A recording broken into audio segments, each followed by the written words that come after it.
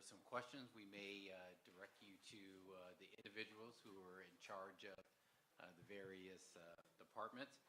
Why don't we start with our CAO, Nick Majette? Good evening. I'm Nick Majette, the Chief Administrative Officer of Prince George's County. Good evening. Come on, Ms. Brown, come on down. Good evening. I'm Barry Stanton, Deputy Chief Administrative Officer for Public Infrastructure. Were you cheering, bro? Good evening. I'm Shelley Grossway, President of FSC First, a non-bank lender. Good evening. I'm Betty Hager-Francis, and I serve as Deputy Chief Administrative Officer for Health, Human Services, and Education. Good evening. I'm Darrell Mobley. I'm the Director for the Department of Public Works and Transportation. Good evening. I'm Mary Lou McDonough. I'm the Director of the Department of Corrections. Hi, I'm Gloria Brown Burnett, Director of the Department of Social Services. Good evening. I'm Mark McGaugh, the Deputy CAO for Public Safety. Good evening. Gary Cunningham, Deputy Director of DPI.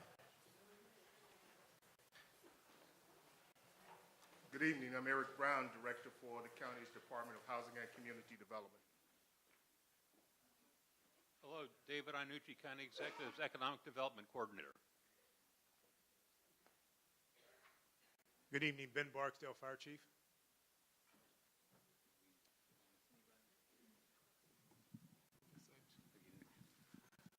Good evening, Stanley Early, Budget Director. Anyway, I see that we have our sheriff here. If Melvin High, if we could just come out, have you say a few.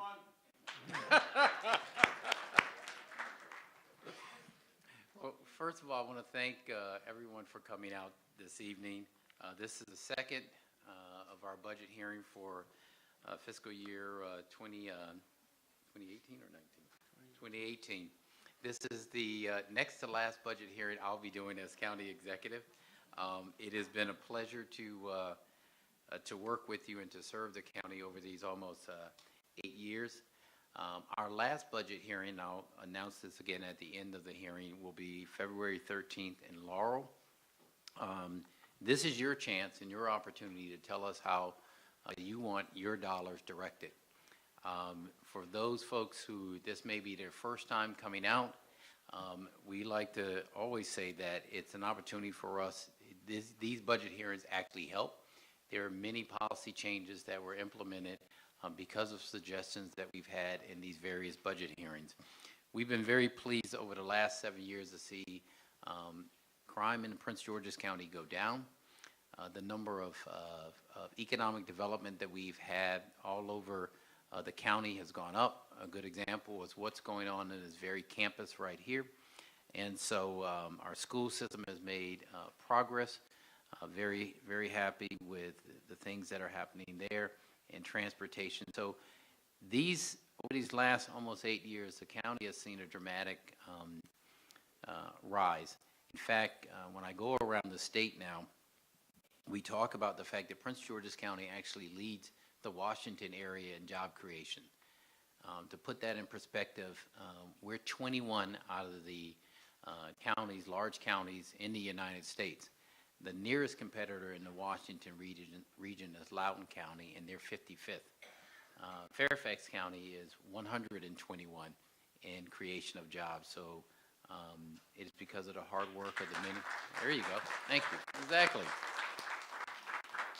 We also are pleased, since we have the sheriff here, to say that thanks to the work of the public safety, and that's all of public safety, not just police, sheriff, state's attorney, Department of Corrections, Homeland Security, we saw an 18% drop in homicides in Prince George's County last year, and we've steadily seen a decrease in crime in the county. As I said, this is your opportunity. This is the next to last time you will hear me speak. I will come in at the end, but we'll be taking notes and your suggestions. With that, we'll get some directions, some housekeeping directions. Before I call the first speaker, I would like, go ahead. I was correct in the very beginning. This is fiscal year 19 budget. trying to get rid of me already. Before I call the first speaker, I'd like to go over the rules for tonight's proceedings. First, I would like to ask everyone to put their cell phones on vibrate during tonight's hearing. In order to provide everyone the opportunity to present testimony this evening, a time limit of 3 minutes will be imposed. I will have a timer set for 3-minute period. When there's 30 seconds left, I will hold up a sign reflecting 30 seconds.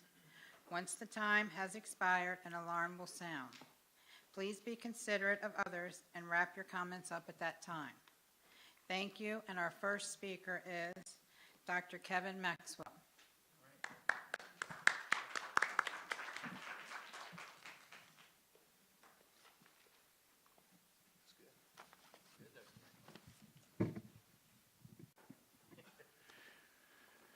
Good evening.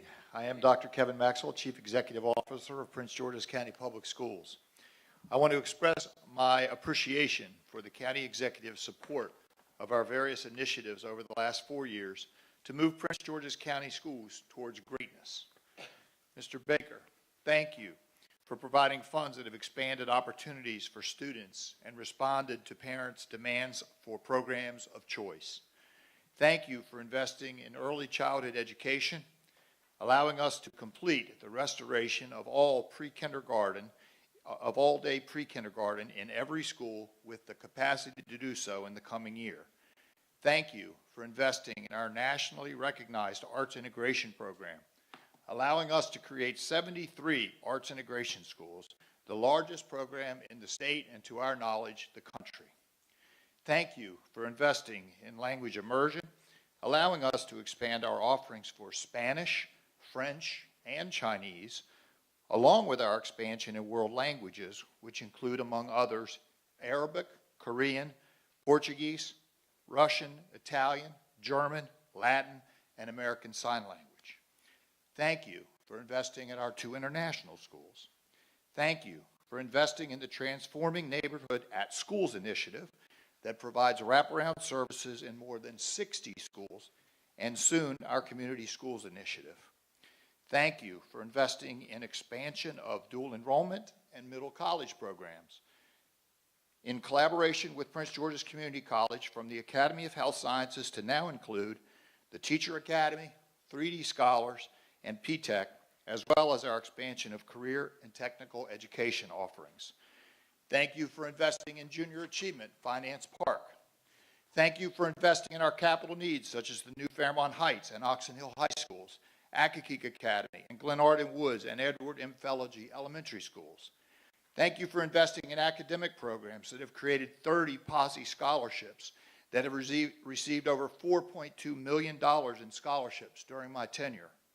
Thank you for investing in our people by fully funding every single completed negotiated contract agreement for every bargaining unit during my tenure, including providing members of our Teachers Association, PGCEA, with over $77.9 million in compensation enhancements over the last 4 years.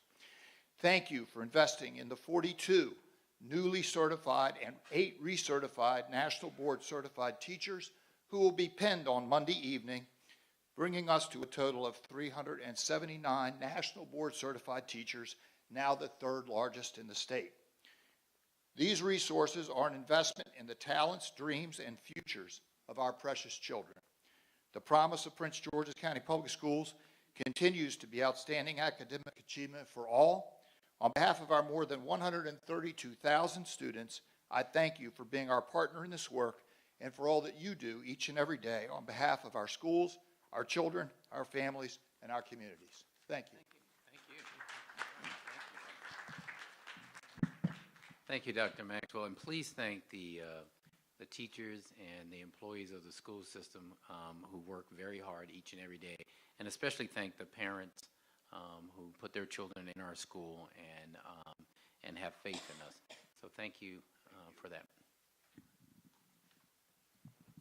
Gina Parker. And the next person after that will be Marsha Volt. Hello. I'm a longtime resident of Prince George's County, and it is interesting that I would actually be going behind Dr. Maxwell because my statements are about the Prince George's County school system and the funding. Dr. Maxwell did an excellent job in talking about the various initiatives within Prince George's County that would greatly benefit our school system. And I think that it's wonderful that we do continue to put funding within those initiatives, but I also think that it's important to clarify certain things, especially when they're given in public comment. So fully funding a negotiated contract and where your teachers are still several years behind their steps is a contract that isn't true to building a community within Prince George's County. At this point, teachers that retire will now still be retiring at least $10,000 behind the salary that they should be on due to the furlough and things that happened in the last about 7 years or so. So yes, a contract is fully negotiated, but still, these people are not paid the actual amount that they're supposed to be paid by the contract. I also have concerns about a budget that does promote all these initiatives, and yet we have a $1 billion deficit in relation to the school buildings, the repairs and things of that nature. And these are all facts that can be found on the PG County website and in the PG County budget hearing meetings that I've been going to, the ones that have been made public as well. So there's $1 billion, okay, that needs to be done in relation to repairs to the buildings and the schools around this area. So that's a concern as well. And I think it's great that we have these initiatives, but I'm wondering, okay, we have these great initiatives and buildings and where children are having to wear coats in the winter, they're sweating profusely in the summer, they're dealing with asbestos issues, teachers have asbestos issues, severe health concerns, but we have these initiatives. So I guess you can go to a college that will give you air conditioning and heat.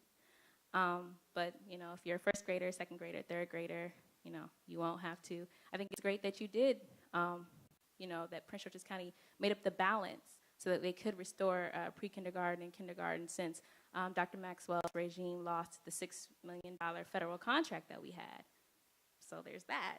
So it's kind of like, yes, that's great that these things are being funded, but they're being funded to the point in where a lot of people, including the NAACP, the Southern Christian Leadership Coalition, the Prince George's, the PGCEA, which he mentioned, all have concerns about the management of those funds. So I guess a little bit more transparency in how these funds are actually being utilized. That's a huge concern. Thank you. Thank you. After Marcia, it will be Gina Bowler. Thank you.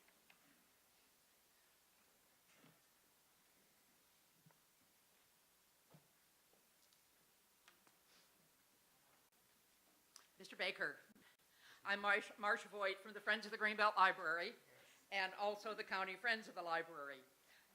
Recently, I had the opportunity to hear interim CEOs Michelle and Michael talk about the amazingly creative and innovative programs in our PG County Library system. Vet Now, to help veterans navigate the VA benefits.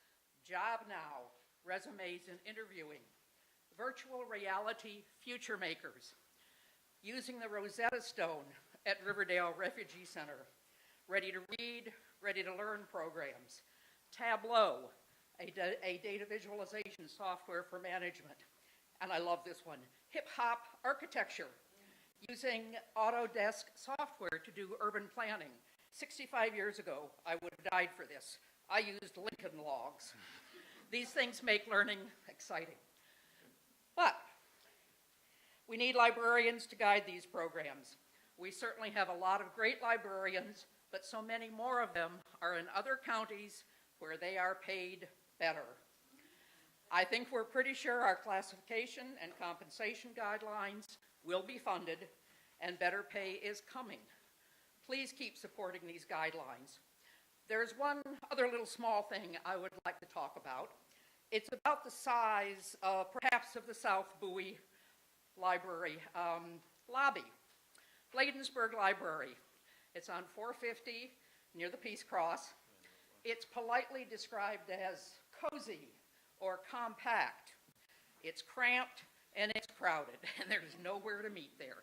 It has 2 tables, it has some books, it has 5 or 6 carrels here, and it has 14 cramped together computers. There's one room off the side of it for little kids, and it has something wonderful in it. She is a great big large happy alligator. She is worth keeping. The kids love her. Oh, there is a single 1-seater bathroom for men, women, and children in this library. The 5 staff have 1 computer.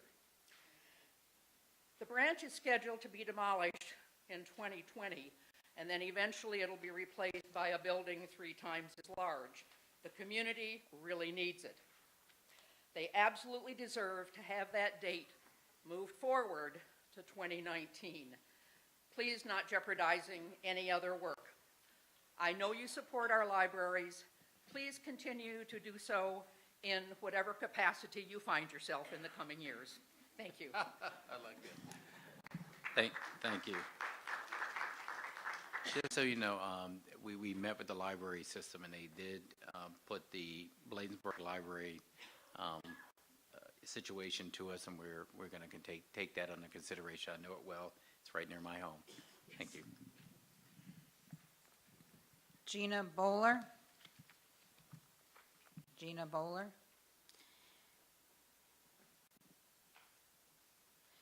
Miss Victor McCarthy. I don't know the first name. The next speaker would be, after her, will be Lavette Sims. I didn't want to destroy your name. Thank you. Thank you.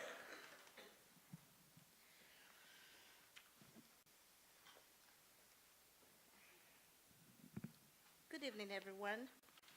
Good evening, County Executive, ladies and gentlemen. My name is Oluwabukola Henrietta Victor McCarthy, a county resident. Thank you, the County Executive, Mr. Baker, for this opportunity. Let me summarize the submission I just handed to you, sir. It is to make more improved services, generate revenue for FY19 county operations with no new fees or charges levied, but may give rise to an operating budget surplus. Hopefully, the request contained in the submission will receive your kind approval, sir. Thank you very much. Thank you. Thank you. Lavette Sims. Marita Brown. Marita Brown.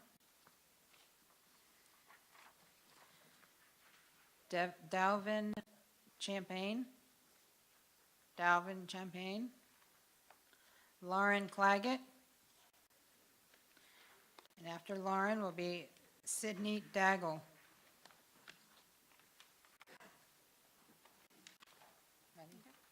First off, I would like to acknowledge how much work the Honorable Rashawn Baker has done for our community. Due to his leadership, our community has been transformed into an economic heaven. Prince George's County has been able to attract, retain, and grow local businesses. He's created countless jobs and improved our community by supporting MGM, the National Harbor, and the new hotel at the University of Maryland, and so many others. He has prevented furloughs for the county employees, as well as he's been known to approve and encourage raises for his employees. Recently, he sponsored a CB bill that gave property standards inspectors a well-deserved 15% raise. I would like to recommend giving a raise to the construction standards inspectors in the inspection division, who made Mr. Baker's visions come to life. First, let me start off by explaining the difference between property standards and construction standards. Construction standards inspectors are in charge of inspecting all construction in Prince George's County, which includes the projects that completely transform Prince George's County through Mr. Baker's vision. Construction standards inspectors make sure every project is done correctly from the ground up: the foundation, the framing, the electrical work, the fire suppression systems. They're required to know all of these codes: the IRC, the IBC, the NFPA, the NEC, the IMC, the IECC. On top of all these books, they are also required to know all the Prince George's County code that amends these books. which includes Subtitle 4, Subtitle 9, Subtitle 11, Subtitle 23, Subtitle 32, Subtitle 27, and Subtitle 13. Property maintenance is only required to know the IPMC. Property standards currently only make a 5% pay difference between the construction standards inspectors. But as you can see, the knowledge needed between these two jobs is far more than 5%. Within the last year, a large portion of construction standards inspectors have left to go to other agencies that pay a higher salary, and the replacement rate has hardly been zero. Prince George's County is the lowest paid construction standards inspectors in the region. On average, the surrounding jurisdictions have a starting pay of $10,000 more than Prince George's County. Every applicant will unsuccessfully attempt to negotiate the starting pay. Experienced and qualified individuals will not accept the starting salary. The Honorable Rashawn Baker recently sponsored a bill that allowed a raise for property standards inspectors. By sponsoring only them, you are sending a message high grass and weeds is more important than life safety. By sponsoring only them, you are allowing our homeowners insurance to go up because we cannot retain qualified inspectors. Mr. Baker, in this new budget year, I am begging you to increase their salary so they become more competitive to the surrounding jurisdictions and we can attract and, more importantly, retain quality construction standards inspectors within our county. This will allow them to provide excellent customer service that the citizens of Prince George's County expect and deserve. Thank you for your time, and I look forward to voting for you as governor. Thank you. And thank you for holding the books. Mr. Stanton? I think Mr. Stanton wrote that down. So we will look into that. Thank you. Sydney Daggle, and then Denise Dunn is after her. Hi, I'm Sydney Daigle. I'm the director, it was close, the director of the Prince George's County Food Equity Council. Thank you for the opportunity to testify here tonight. The Food Equity Council helps local residents grow, sell, and choose healthier foods. And I'm here on behalf of the council to ask for your support in 3 critical food and farm programs. The first is the Maryland Market Money Program at participating farmers markets. The second is general operating support for our organization, the Prince George's County Food Equity Council. And the third is funding for a full-time planner coordinator position at the Soil Conservation District Office to work on their urban agriculture conservation program. So first, the Maryland Market Money Program. This program doubles the value of purchases made at farmers markets with federal food nutrition assistance benefits like SNAP or WIC. It's really a win-win for both local farmers in the county as well as local families who can't quite afford to put enough food on their family's table. The program's popular in our county. 4 farmers markets, including Cheverly, Riverdale Park, Portstown's Farmers Mercado, and Hyattsville currently offer it. And many more farmers markets would like to participate if there was the funding. It's so successful across Maryland that the Maryland General Assembly unanimously passed legislation to fund Maryland Market Money Program through the Maryland Farms and Family Act. Unfortunately, after it passed, the governor withdrew the funding. That left many farmers markets with very few resources across the state and in our county left to pick up the tab. We want the county to show leadership and fund the Maryland Market Money Program for participating farmers markets. It's a steal at only $15,000, and it would create tremendous benefits for the health of residents and for the local agriculture economy. Secondly, I'd like to ask for support for general operating funds for our organization, the Prince George's County Food Equity Council. Over the past 4.5 years, we've worked with agricultural stakeholders, county agencies, and local residents to transform the county's food system into one where every resident can find healthy, affordable, safe, and sustainably produced food in their neighborhood, and where farms and food workers thrive. We still have a little work to do, but our food policy work has been nationally recognized, and our county's landscape has been transformed. Where there was vacant lots, there's now food truck hubs and urban farms growing. Over the past year, we've helped county agencies secure a $50,000 grant to support urban farmers through the Soil Conservation District Office. We've led efforts at the Health Department to craft healthy food strategies for the county's Community Health Improvement Plan through their Healthcare Action Coalition. And we convened stakeholders and residents to work on legislation ranging from signs for farm wineries to healthier foods and county vending machines. We feel like we can make a lot more impacts, but we need your support. And that's where I'll end. Please find a position for soil conservation district office too. Thank you. Thank you. On the position for the soil conservation, I know we just met with them, so that's on our list to look at. So we've got that, and then Stanley's going to look into the other issues you raised. Thank you. Denise Dunn. Denise Dunn. Flora G.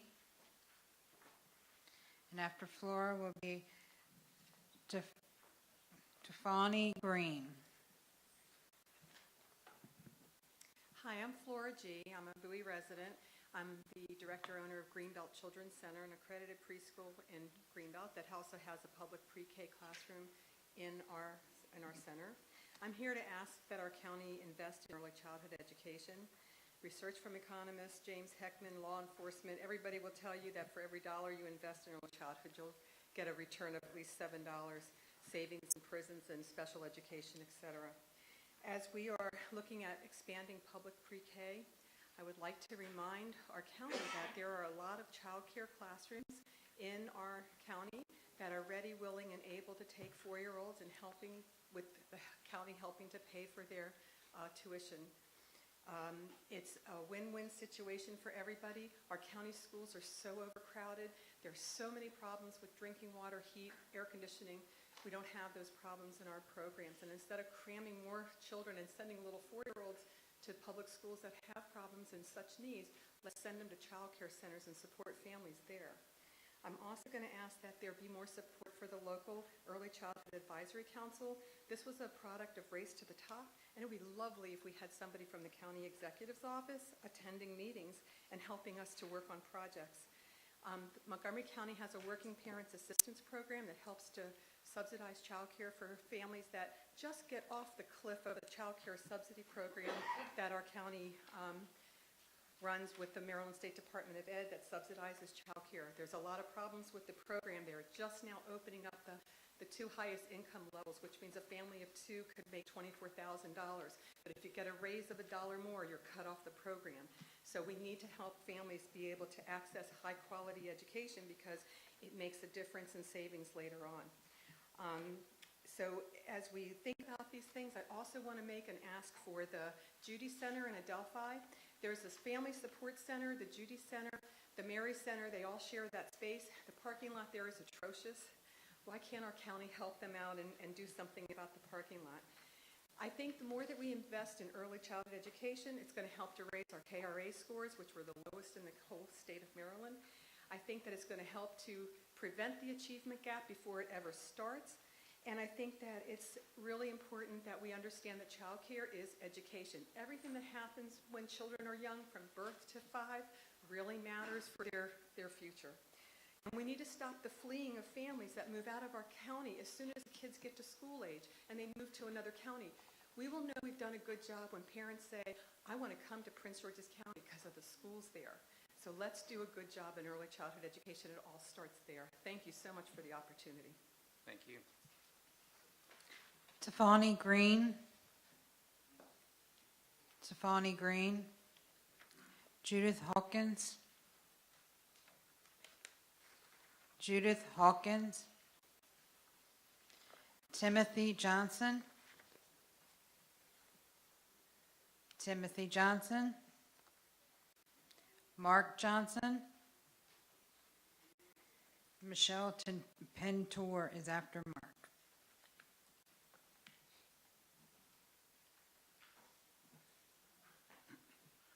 Greetings. My name is Mark Anthony Johnson, Sr.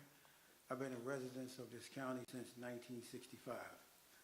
In 2008 and 2009, I served with the Prince George's County Department of Social Services. It's great to see Ms. Gloria Brown in the house. 2011, I was part of CEDA. A good friend of ours, Ollie Anderson, passed on, and that's why I met the great Rashawn Baker. I have a company called MOA Enterprises, Inc.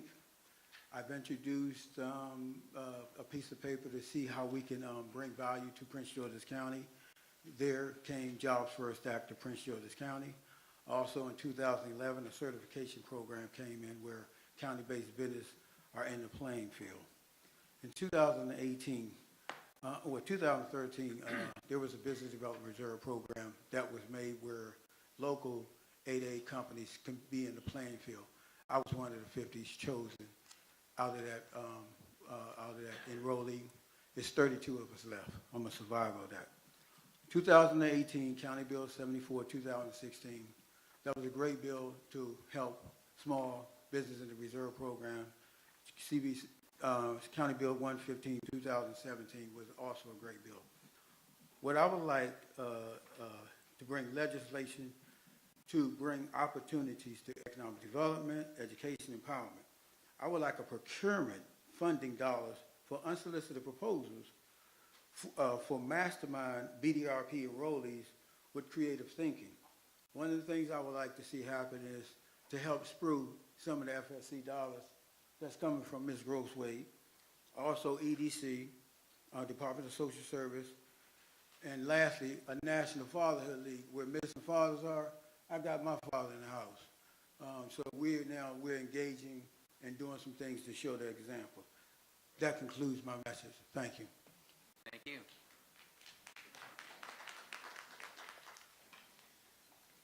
After Michelle will be Michael Riddick. Hello, Michelle Pinter, representing Hyattsville Area Residents for Progress, Women in Healthcare Action Group. Mr. Baker nicely spoke to us recently. I'm here to propose that we dedicate, start and sustain a program we're calling Healthy Mothers and Babies, PGC. This would be modeled off of something like Healthy Babies Baltimore, Healthy Babies Project DC, the Baby in a Box programs in New Jersey and Finland. The Health and Human Services budget for Prince George's County fiscal year 2018 has the following objectives: to ensure healthcare resources, particularly to underserved and unserved county residents, to continue to improve maternal and infant outcomes to help decrease infant mortality, also maternal mortality. And there's also the Prince George's County Health Department Health Report 2015, stating that 1 in 4 women in our county receives inadequate prenatal care. So our proposal is to support these objectives of infant health and nutrition, maternal health and nutrition, counseling, home visits for prenatal and postnatal, and to have a caseworker that actually develops a relationship with the mothers and babies to identify troubles such as domestic violence, which is also a county priority, STD and STI prevention and intervention, another priority of our county, and improved going to pre-K and all these other things. It all ties together. And so there's a program already called Bright Beginnings at Prince George's County. It seems to be fairly small. I'm not sure how it's funded. It's by a nonprofit, but it's not quite, it doesn't do any home visits, and it doesn't quite do all the things we'd like to see something do. So we'd like to have something, even if it worked in conjunction with this existing program, expanded to try to reach all the women in Prince George's County that need the services that they are not currently getting. So yes, so outreach is a huge part of it. And another part is a lot of the data reported focuses on infant mortality, but us ladies matter too.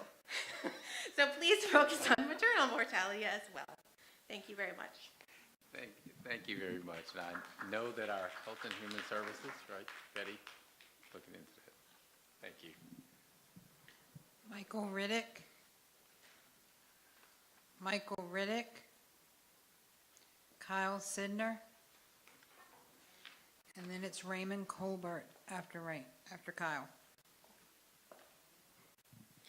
Hey, good evening. My name is Kyle Snyder. I'm the Deputy Clerk with the Town of Upper Marlboro. I'm joined tonight with the Town Commissioners Wanda Leonard and Linda Penoyer, and we're here to request that the county maintain downtown Upper Marlboro redevelopment CIP funds in the county's FY 2019 budget in order to assist the town in revitalizing its historic downtown to attract businesses and visitors. That's it. Thank you. Thank you very much. Yeah, just so you know, that was on the agenda today for the redevelopment authority. Okay, so it is under consideration. After Raymond, it'll be Deborah Shipman. Good evening, everybody. As you well aware, this is an election year. So what I would like is a dedicated funding for our campaign candidates. Excuse me, dedicated funding for forms for the county's residents. And this could be paid for by a registration fee levied by the county that's fair for both the campaigns and the county. I also like dedicated funding for transit. That could be paid for by the accountability and safety records of whatever transit, whether it's Metro, the one that never gets campaigned about, taxis or Uber or any other that comes in to play.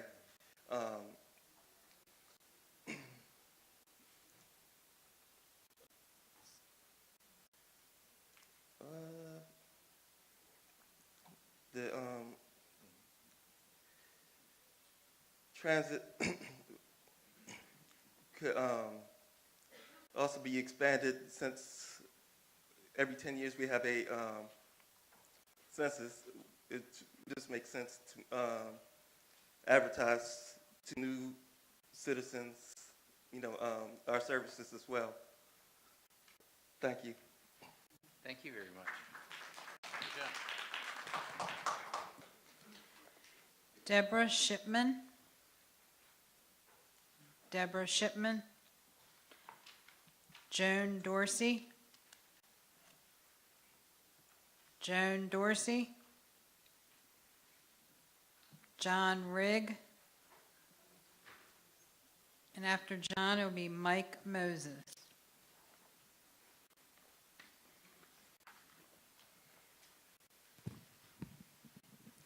Good evening, Mr. Baker. My name is John Rigg. I'm a proud resident of Prince George's County in the city of College Park, where I'm also fortunate enough to serve on the city council. But I'm not speaking on behalf of the city council tonight. I'm speaking on behalf of myself and my family, and coming here tonight and rising to urge you to support dyslexia in our schools. My children are students of University Park Elementary in the town of University Park, and we are very satisfied with our experience with Prince George's County Public Schools and look forward to keeping them in the county schools through high school. But there's one very large caveat. When my son was diagnosed with this dyslexia 3 years ago, we found a shocking lack of knowledge and awareness about that condition among the trained educators in our school, and even among the special ed staff who are dedicated to meeting the needs of children with special education needs. We were particularly dismayed to find that there's very little, if any, twice exceptional programming available for children in the program, or for children in the schools who have both a learning disability, but who also happen to be gifted or talented, as my 11-year-old child is. We spent the day today in Annapolis lobbying with the Dyslexia Awareness Group, and are pleased to report that there's interest at the state level for greater services and supports for families with children experiencing dyslexia. But I came here today to urge you to do, on behalf of Prince George's County, our part.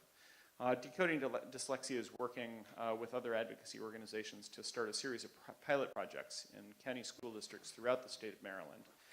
We're aware that Baltimore County and Montgomery County have both made substantial contributions towards a pilot project in their counties.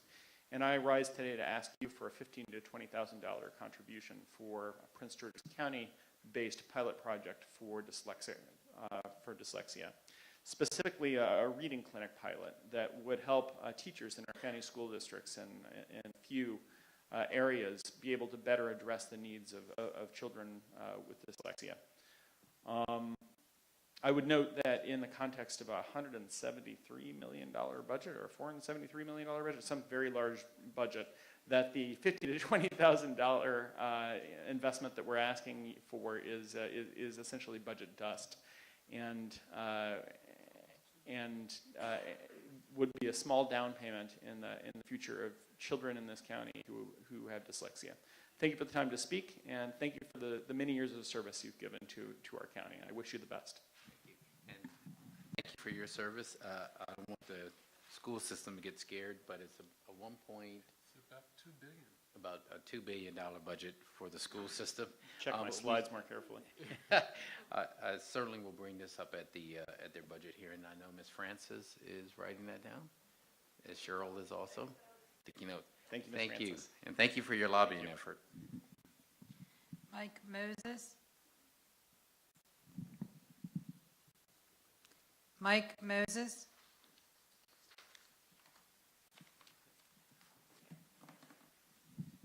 Well, first of all, I'm sorry.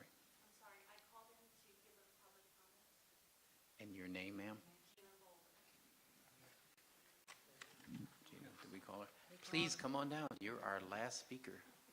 You made it.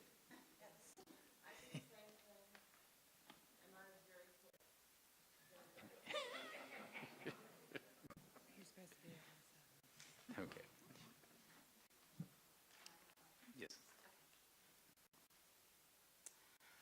My name's Gina Bowler. I'm the chair of the Advocacy and Legislative Committee of the Overlook Full Spanish Immersion School, PTA, in Temple Hills, Maryland. And thank you for the opportunity to participate in this budget forum, this budget development process. I'm the proud parent of a first grader and a third grader who attend Overlook Full Spanish Immersion School. Today I'm speaking on behalf of the PTA in my role as the chair of Advocacy and Legislation. I'm also speaking as an advocate for the broader Prince George's County language immersion community. So first I want to thank you and congratulate you for your support, County Executive and the County Council, as well as the Prince George's County Public Schools CEO and the Board of Education and the Language Immersion Programs Office for all that they've done to successfully bring the Spanish Immersion Program and the dual immersion programs to our county, starting with the inaugural classes of kindergartners in the 2014-2015 school year, and also bringing a Spanish summer camp for 3 years, and this year for announcing the Prince George's County Public Schools Language Immersion Task Force, and that's a task force that's going to look at providing a continuity of services from kindergarten through the 12th grade for language immersion students across all of the languages, Spanish, French, Chinese, etc. So I want to acknowledge that and say congratulations, because I know it was a lot of hard work went into that. Also, I want to note that at Overlook this year, we have 243 students. We reached a milestone. Now the school is fully, all of the students are Spanish immersion. The former comprehensive students, they graduated out, so that's a milestone for us. Overlook is a vibrant community of students, faculty, staff, parents, neighbors who are all committed to providing our students with a world-class education, bilingual and multicultural skills, and competencies in a welcoming, safe, and nurturing school environment. And this is demonstrated in the success of our students, the academic success, and a whole range of student clubs and activities and events, too many for me to list here.